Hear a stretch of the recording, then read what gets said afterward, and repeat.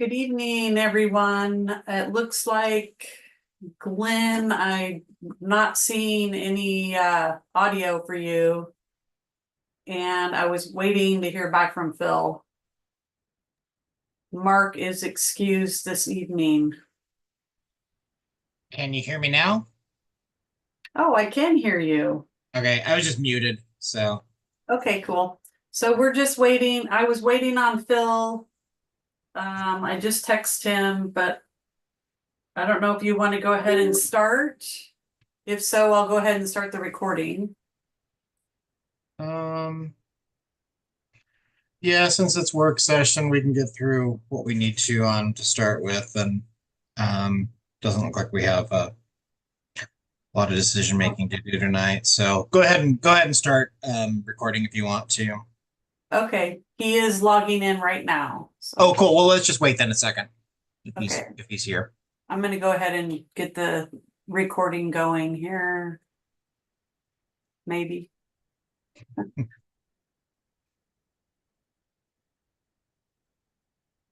Okay, it looks like he's logged on. Awesome. Hello, So, everyone. evening. So I will go ahead and call us to order to 6:31 on October 15th, 2024. And this is our regular Hubbard Planning Commission meeting. Tonight we have mostly, it looks like a work session. But if you guys would all join me in flag salute. I pledge allegiance to the flag of the United States of America and to the republic for which it stands, One one nation, nation, under God, God, indivisible, with liberty and justice for all. Amen. I'd like to welcome everybody for being here tonight. And our first item up on the agenda is approval of the meeting minutes from the September 17th meeting. And I would entertain a motion to approve those. Motion to approve last meeting's minutes. Brad will second that. I have a motion and a second. Any discussion on the motion? Hearing none, we'll move to a vote. All those in favor of approval as presented, please say aye. Aye. Aye. Aye. All those opposed? Okay, so that motion carries. Next item up is a work session to deal with, looks like two separate issues, the horizontal mixed use, which we have been discussing, and the psilocybin time, place, and manner. I'm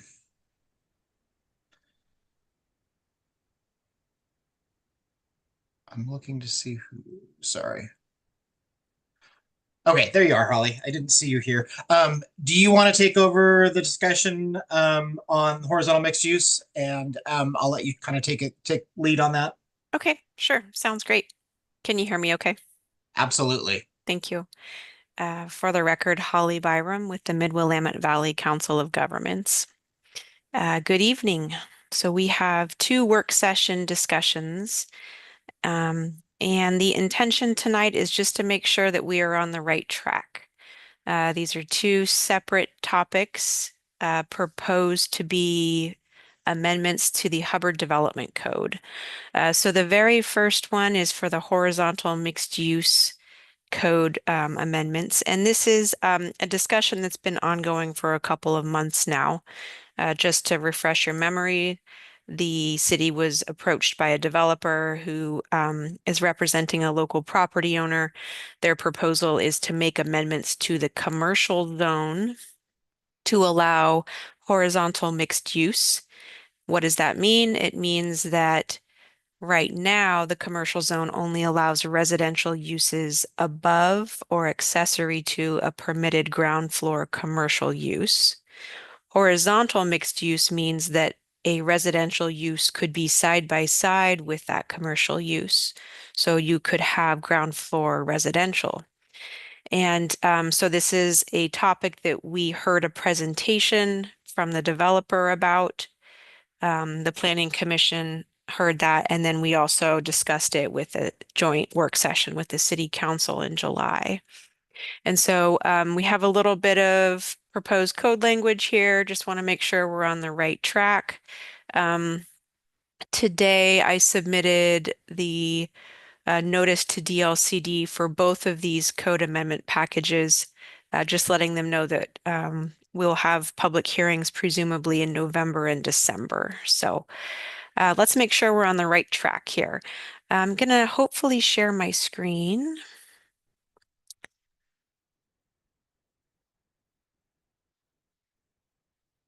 Okay, can everyone see this okay? Yep. Okay, great. Yes. Okay, great. So just some brief memos in the packet here. So the types of code amendments that are needed to get this job done here, at the very top, just to add some kind of a definition indicating what is meant here by a mixed use development. And generally that means that there are both residential and employment land uses. We already have a definition for floor area in the definitions. I just wanted to make sure that we had this here for reference when we talk about what floor area means. And then in the commercial district is what is proposed in the purpose statement is just to add a reference that the commercial district does contain provisions for mixed use developments, allowing limited residential uses on commercial properties. And then in the list of permitted uses for the C zone, this is where we would have the reference to the special standards for mixed use developments. So already dwelling units exists. We would cross out accessory to a permitted use or above a permitted use, and then add a new section reference here to 2.10605, and that's included below here. Nothing is proposed to be changed about the dimensional standards for the C zone. Those would remain in terms of the setbacks and the height limit. And then these are the types of development standards that are already in the C zone, things like off-street parking and signs and landscaping and site development review. So those are already in the code. I just provided those there to remind us what is there existing. So the new language would come as item H in this development standards section, and this would apply to mixed use developments. I'll go through them here one at a time. You're welcome to interrupt me if you have questions, or we can discuss at the end. The first one is that there should be no minimum or maximum density for the development of multifamily housing units in the C zone. You'll remember that in all Hubbard's residential zones, there's a minimum and a maximum when you're doing like a subdivision or an apartment complex. And the idea there is that you're hitting the right density for whatever that residential zone is. In our discussion, I believe it was the joint work session, there was a discussion that in this case, the number of units that is developed really will be determined by all the other standards like the off-street parking and the landscaping and the setbacks. So I didn't hear a concern about the density of the development here as long as all the other standards were met. 2 is that there shall be no maximum lot coverage.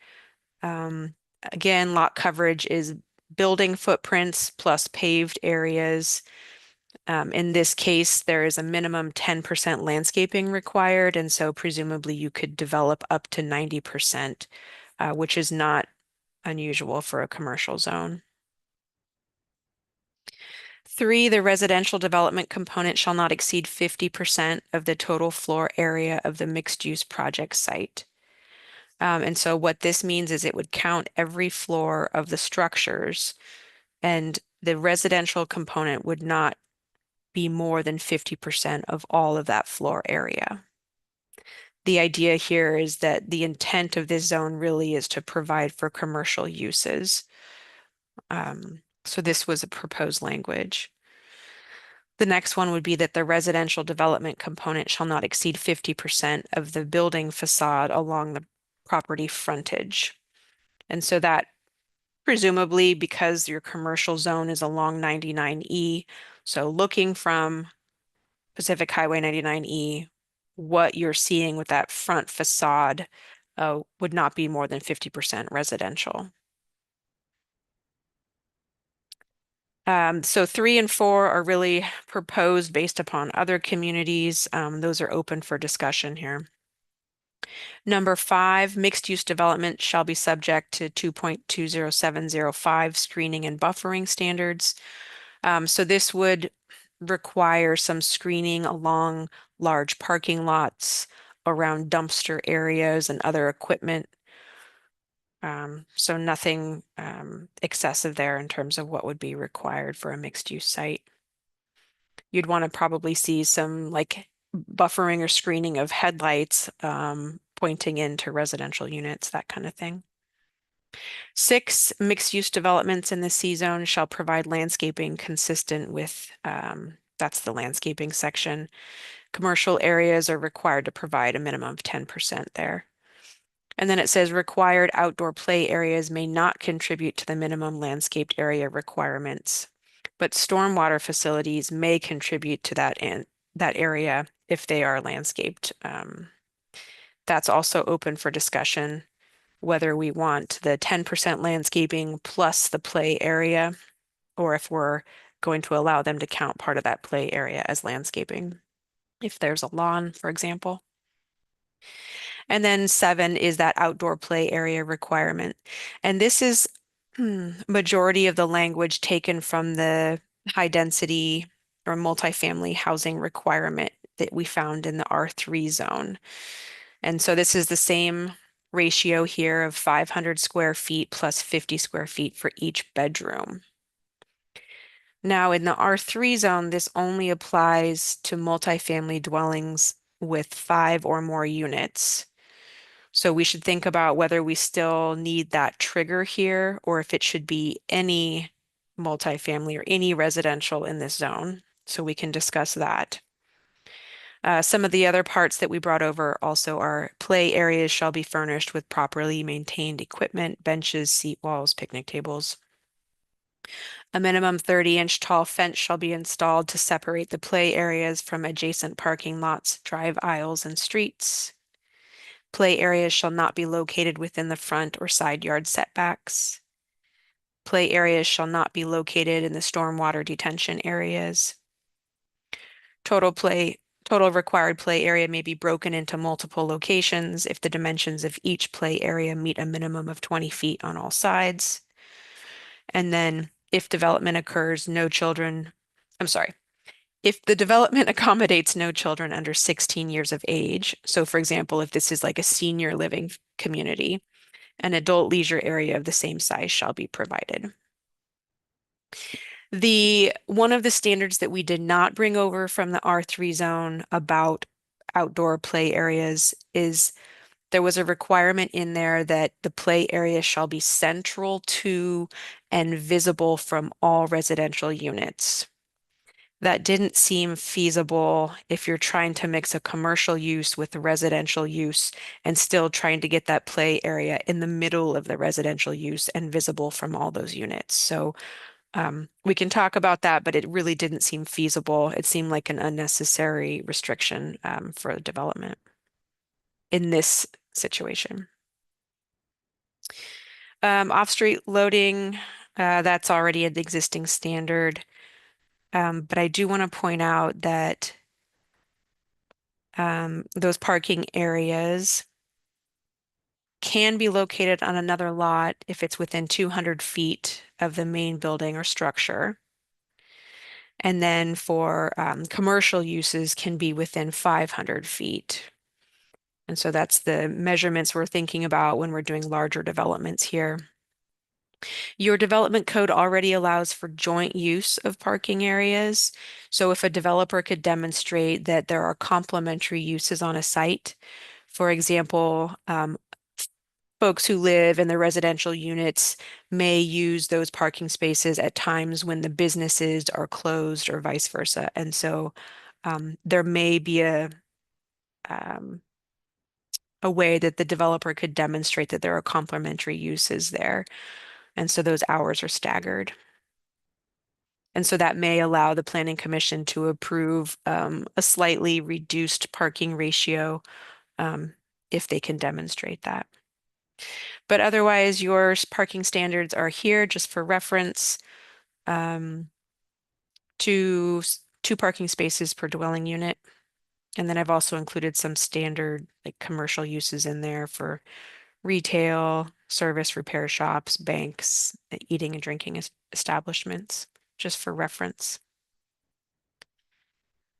Let's see, just a reminder here that when several uses occupy the same property, that you would calculate those separately and then add them up, and that those parking spaces are available for parking. This means that we can't be storing stuff in the parking spaces, essentially. Just a reference in there to bike parking, signs, landscaping, and then screening and buffering, just so we know where to find those standards if we have questions about them. But overall, I'm open to discussion here. I've included a map just to remind us which properties specifically we're talking about. So the commercial zone is this dark, I guess you'd call it salmon color, or the reddish color here, and it's primarily located upon the east side of Pacific Highway 99E. There are a couple larger commercial properties that are undeveloped currently that this could potentially apply to. So I am open to questions and discussion at this time about horizontal mixed use. If anyone has any thoughts to share. Hi, Holly. This is Phil. Hi, Phil. Hey, so the 50% of the building space to the resident commercial to the residential, Mhm. does that really feel it fills the essence of the or the spirit of commercial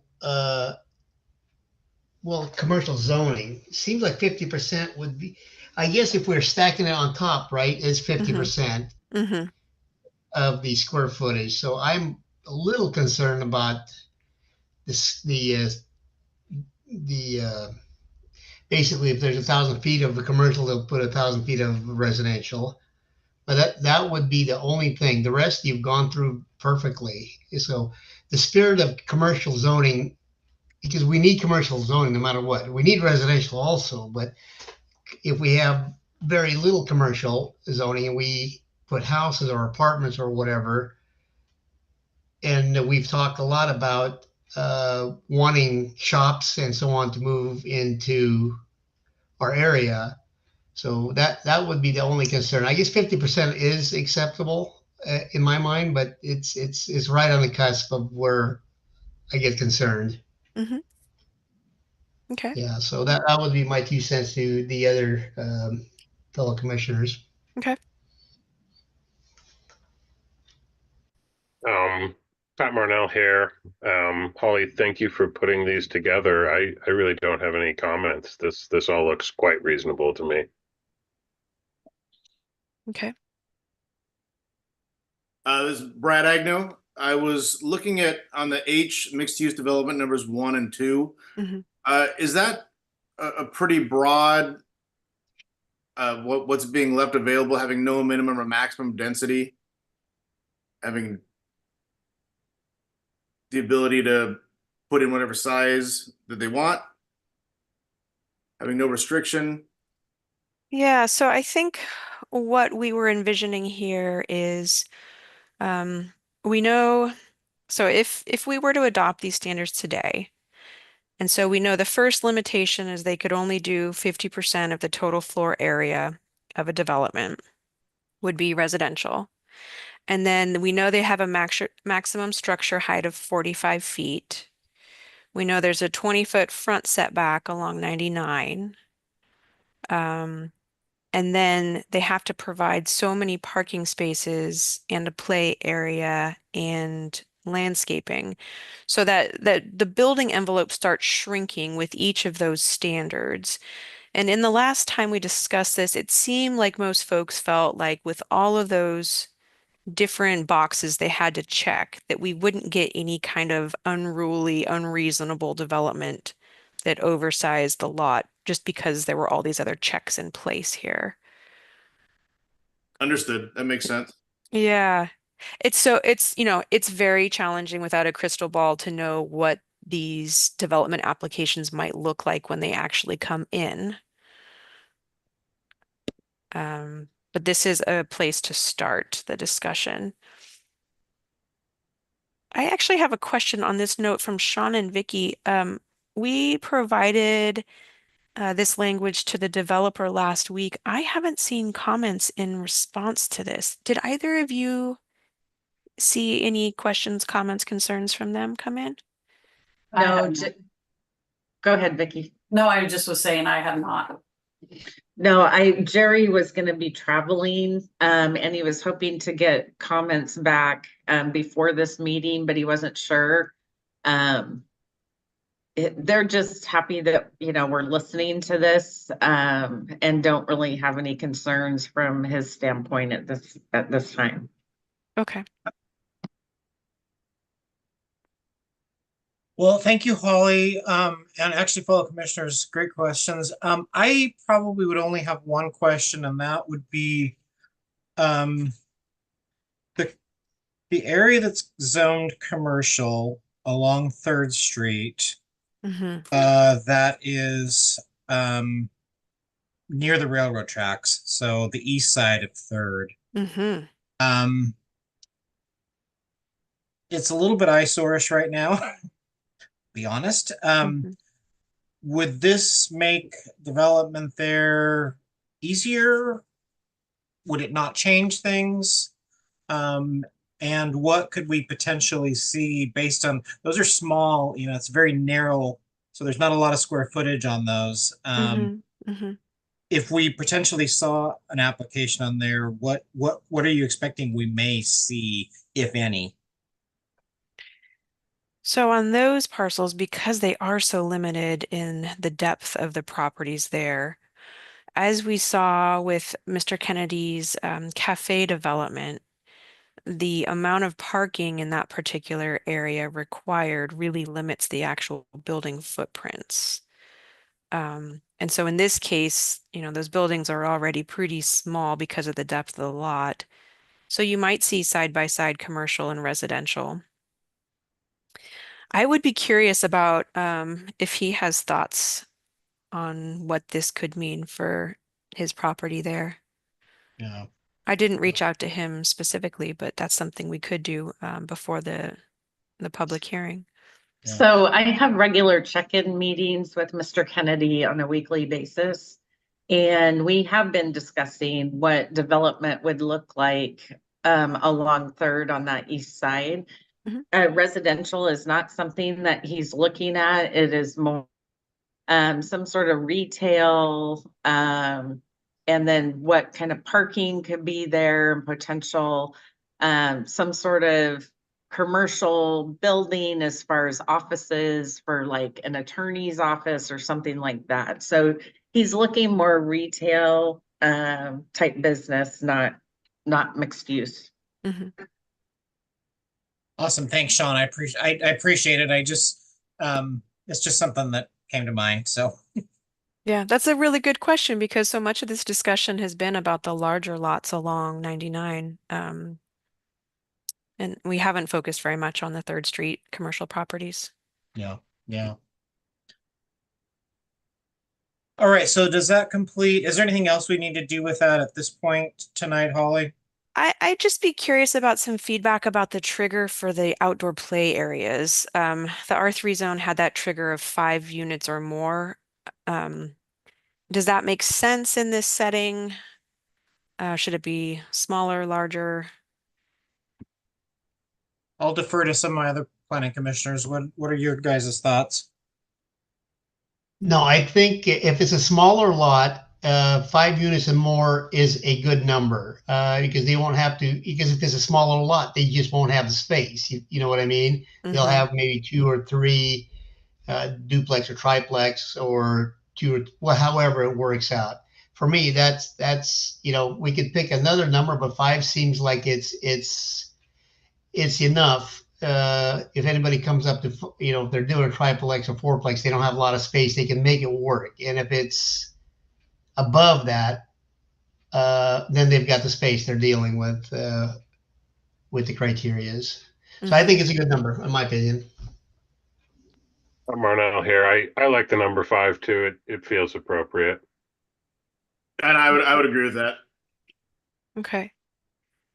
The only other question I have, we did reach out to DLCD for some guidance, and we're still waiting on that guidance. But one of my concerns would be if we have this restriction about, striking a balance between commercial and residential uses on a property, and if that 50% matters, what safeguards do we need to have in place to prevent a future land division or a partition separating those uses and then obviously skewing that 50%? So that's one thing I want to resolve before we go to public hearing next month or whenever that will be. I think we need to be able to answer that question. That's a great question, actually. You're saying basically, if somebody has a commercial piece of property and they're saying, well, it's 50% we can do residential, and they cut it off and do just residential, is that basically what you're saying, Holly? Yeah, or they develop it and then a couple years later then try to partition it, and then it would be rendering it like a purely residential lot. Yes. Yeah, so Yeah. just what kind of safeguards do we need in place for that? I mean, obviously the planner of the day would check that, but I just don't know if there's additional language that we need here. So that would be a good question to research, to be prepared for. That's 100% right. I will work on that a little bit, and we'll get back to Vicky on what I find with other cities. Yeah, that'd be interesting. I'll push on DLCD again for one last chance to comment. Okay, are we ready to move on to the other work session this evening? Yeah, I Yes. believe so. Okay, wonderful. Thank you for your feedback on that one. Okay, so my understanding, and I see that it's posted on the Marion County election site here, is that the city has a ballot measure, I believe it's 24508, for a permanent prohibition on all psilocybin related land uses. However, a lot of cities are also adopting time, place, and manner regulations for a safety net, essentially, if their ballot measure for permanent prohibition fails. So they have something adopted in place before it fails or, shortly thereafter. My understanding is that the temporary prohibition sunsets at the end of the year. So what I have provided is some sample language from another community that actually used Hubbard's marijuana language as their original template here. And so what I've done is I've included some of the definitions provided by the state for all the different psilocybin related uses. Just as a refresher here for our memory, there are 4 different psilocybin related uses that are licensed: manufacturing, laboratory, service centers, and facilitators. And what cities have been doing is they have been identifying within their zoning code where those activities might take place. If they do, how we are regulating them. So, for example, this very closely mirrors your marijuana regulations. What you would see in your commercial district would be the actual service center. So that's the clinical setting where you have a licensed facilitator guiding a session with a customer. I'm not sure if we're calling them patients, clients. And so that was the type of activity that would occur in the commercial district where you typically see retail services. And then similar to your marijuana code, in your industrial zone and your industrial commercial zone, you would see the manufacturing and laboratory uses. And so the red font here is a reference to a new section, and this all closely mirrors your marijuana regulations. So I've included your marijuana regulations in here just for reference. There's no proposed changes to this section. I didn't want to stir the pot if there are folks in the community who feel strongly about this section by opening it up if we don't need to. If we need to, that's fine. We did have a discussion about can the two sections be combined, but they are regulated differently. And so I thought it might be a little confusing, but we can still talk about that. So the new section would be this. It would be 2.309. And this is for psilocybin related uses. And so I have some language here proposed. We can walk through it and then you can tell me if this sounds like it's a good safety net or not. So under the general standards here, the first one is that psilocybin related uses shall be located in a permanent building. A lot of these are already state standards, but it's worth repeating in your local regulations. B, outdoor storage of psilocybin related products is prohibited. That's also a state standard. C, public access prohibited. Access to psilocybin servicing centers, manufacturing facilities, and laboratory facilities shall be limited to employees, personnel, and guests over the age of 21 authorized by the facility operator. D, psilocybin-related uses shall at all times be registered in good standing with the Oregon Health Authority and the Oregon Department of Agriculture, if applicable. And that language is in there because you'll remember that after marijuana first entered our development codes, there were some changes in how those marijuana related uses were regulated and which agency was regulating which products. And so we have both of those in there. E, secure disposal. Psilocybin service centers and businesses engaged in the manufacturing or testing of psilocybin products must provide for secure disposal of psilocybin remnants or byproducts. And I think this is all state language as well. That the psilocybin remnants or byproducts shall not be placed within the facility's exterior refuse container. And then the next part is about the actual service centers where these products are administered. So in here we have the conflicting use buffer, and this is just like what you have with your marijuana retail. And this says that no psilocybin service center shall be permitted within 1,000 feet of a lot containing any of the following uses: a public elementary or secondary school for which attendance is compulsory, a private elementary or secondary school teaching children as described. And so these are, again, state rules here. B, the 1,000-foot buffer shall be measured by a straight line extending in every direction from any point.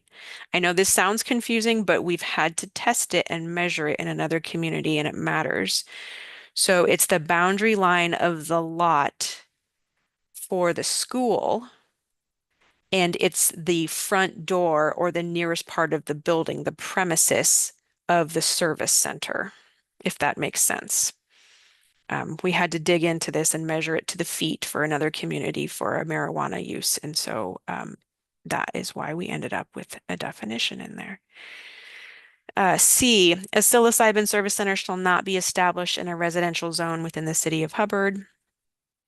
If a conflicting use described in A is established within 1,000 feet, so that means if you have a psilocybin service center and then a brand new school establishes itself within that 1,000-foot buffer, that service center, if it's legally permitted, is permitted to remain there. So basically, a school can't kick it out. E, established service centers.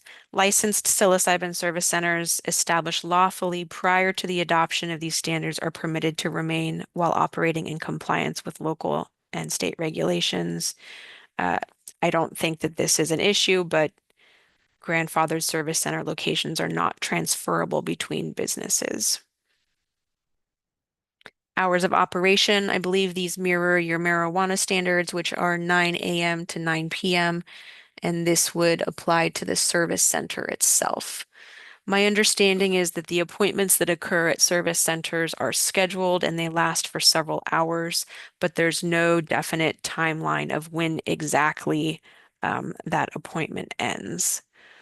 And so having those later evening hours, I understand are important for that business. 2.30904 procedures.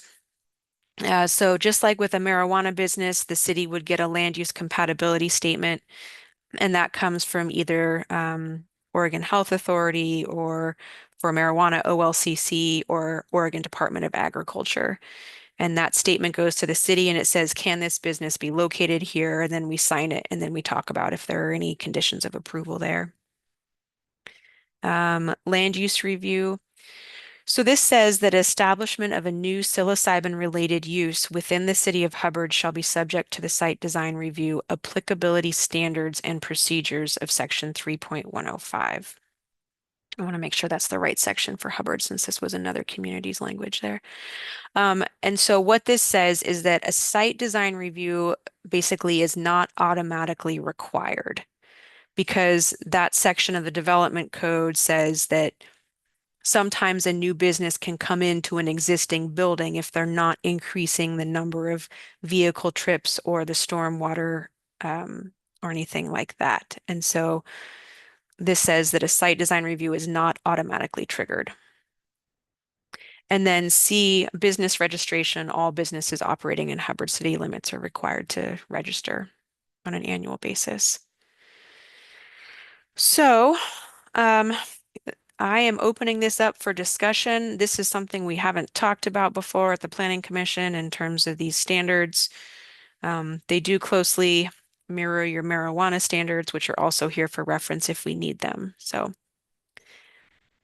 one thing I will point out is that for marijuana, for the 1,000-foot buffer, you have the schools, and then you also have a 1,000-foot buffer from other marijuana retailers. Whereas in the psilocybin service centers, that language is not in here, at least not yet. The reason it wasn't in here for a different community is because of the scale of their community. It would be basically a backdoor prohibition, which meant that you'd basically be excluding or prohibiting the businesses without actually saying that. So in this case, we might want to add that language in here. I think Hubbard is large enough that you could do that. So this is open for discussion. So Pat Marnell here. Again, Holly, thank you for all your work putting these together. It seems like we're regulating them the same we'd be regulating the marijuana business. That seems appropriate. I think it's on the voters to decide whether they're going to allow this type of business or not. And if they choose to, it sounds like we've got a good framework in here. In regards to the 1,000-foot between, two centers, I don't see that that's necessary. That seems, like a problem for the businesses, not a problem for the town. If there's demand for two of those facilities and they want to be next doors to each other, I said let them. Thanks for your comments.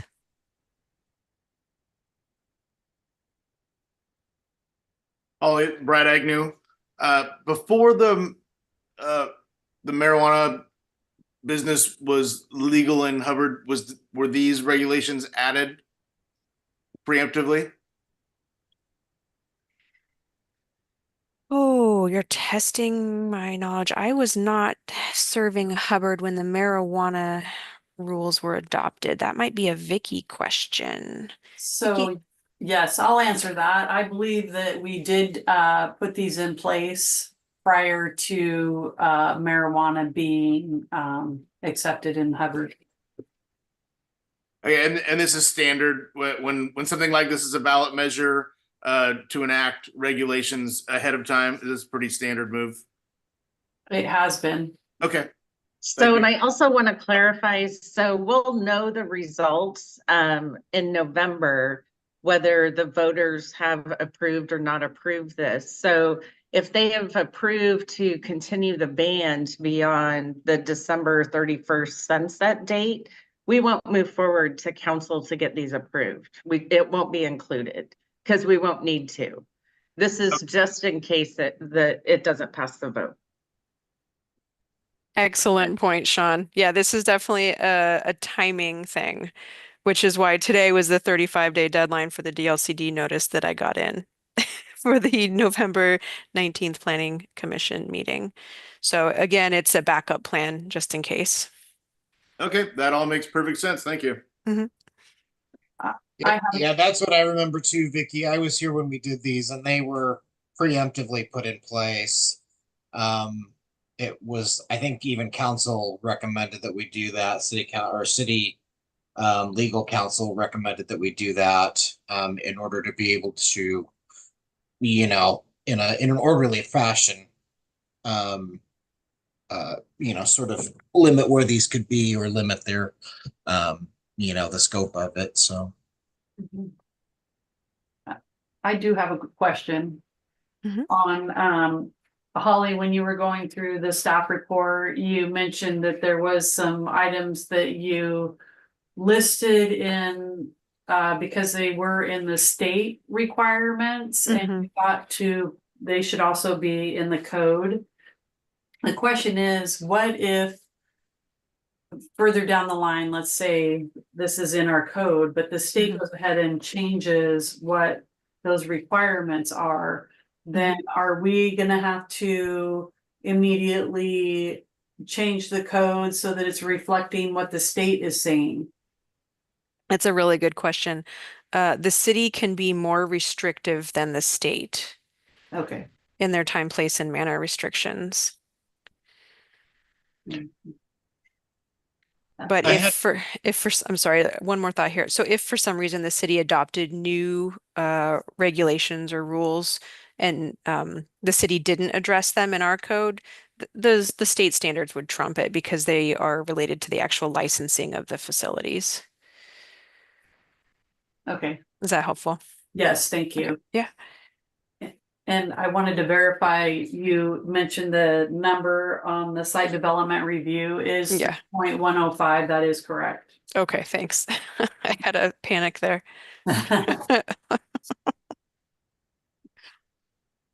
I just had one question, maybe related to what other communities might be dealing with. How do these overlay with existing marijuana businesses? Are these by state statute permitted to be in the same building? And if so, I'm assuming one stripe does not necessarily negate, wouldn't trigger distancing of another stripe. Is that accurate? Right. So as drafted and as I understand it, these two unrelated uses, marijuana and psilocybin, do not have a relationship in terms of their location and proximity to being permitted. This question came up in Amity. There is only one commercial property in the entire city that is outside of those school buffers because they have 3 school properties. And it is, sure enough, developed as a marijuana retail business currently. They were approved a couple years ago. And so when we had this discussion about, well, could they co-locate? Could there be a psilocybin service center at their marijuana retail shop? And so we had those kinds of conversations. But to the best of our knowledge, we didn't find anything that would prohibit them from being in close proximity to each other. So Holly, I can add to that. So in conversations that I've had with Oregon Health Authority, so they are two separate. So the marijuana industry is completely separate from psilocybin. Psilocybin is technically a medical treatment facility, which the marijuana related business is not. So they cannot be co-located. They can be next to each other though. Okay. That's really good to know. Yeah, thank you. Thanks, Sean. I appreciate the perspective. Yeah. Yeah, and I would just parrot thanks, Holly, for all the research on this. I think it gives us plenty to think about. Sure. One other thing I should point out is it's kind of obvious, but your marijuana code prohibits drive-throughs. And we don't need to state that with psilocybin related uses because the way that those service centers work is it's a multiple hour session that is scheduled. This is not a product that can be sold from a window. And so that's one explanation there.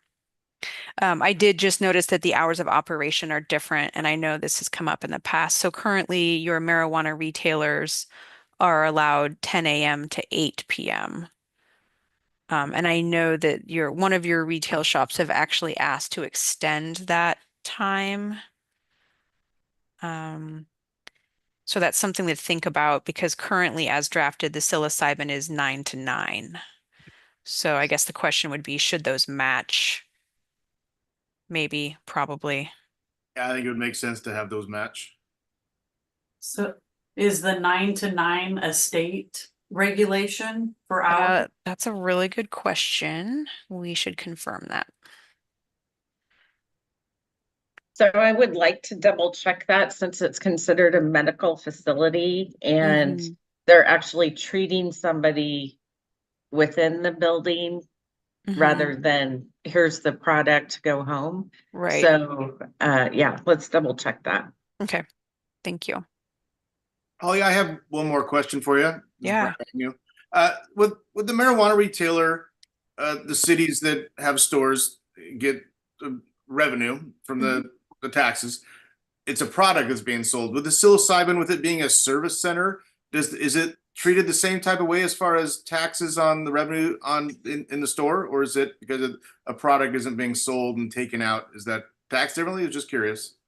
So there's two different questions there. The first one is, does Hubbard currently have a local tax on your marijuana sales? And I don't know the answer to that. I know you have the authority to do so. We do. We You have do. the maximum 3% tax. Okay, great. And then so the next question there then is, can you do a similar local tax with psilocybin related uses? Not to my knowledge, but maybe that's a Sean question. Yeah, no, we cannot because it's considered a medical treatment. Okay. Perfect. Thank you. Just my curiosity. Thank you. So getting back to the time, if it is 9 to 9 for medical, I don't see why you would want to extend the marijuana since one is more medical and the other is not. But that's, that would be whatever the planning or council want to do. Yeah. If we can avoid it, I would rather not touch the marijuana section because that will attract a lot of attention, I think.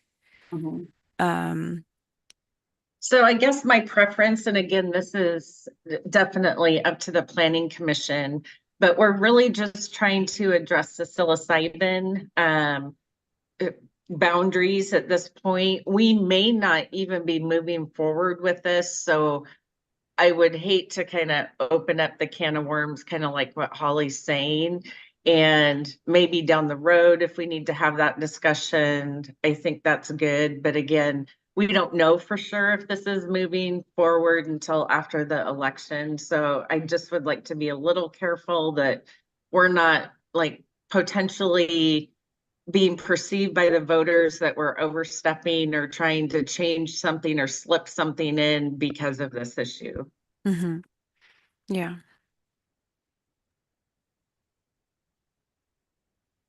That makes sense to me. They're separate issues. Let's keep them separate. Well, and we can cross that bridge when we need to. We'll certainly have time to do that. Any other questions for Holly or for city staff at all?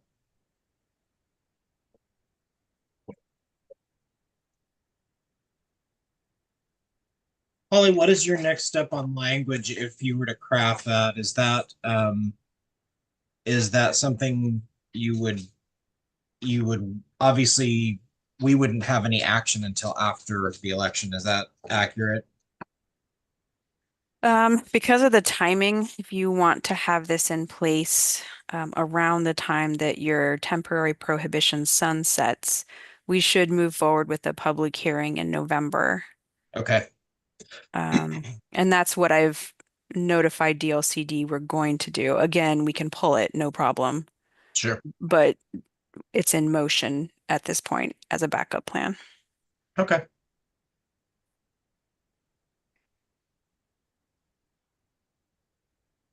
All right. Anything else that needs to come before us tonight? Just want to make sure we have a quorum on November 19th for these hearings. I will not be here. I think I've already let Vicky know that I will not be here that evening, so. I should be available.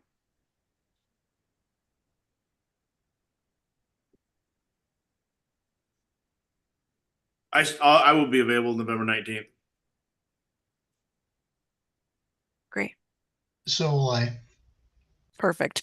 All right. Awesome. Thank you, folks. All righty, with nothing else on our agenda, I would entertain a motion to adjourn. Unless there's something else that needs to come up. Motion to adjourn. Seconded. All those in favor of adjournment, please say aye. Aye. Aye. Thank you guys. Much appreciated. Thank Thanks, you. everyone. Have a good evening, everybody.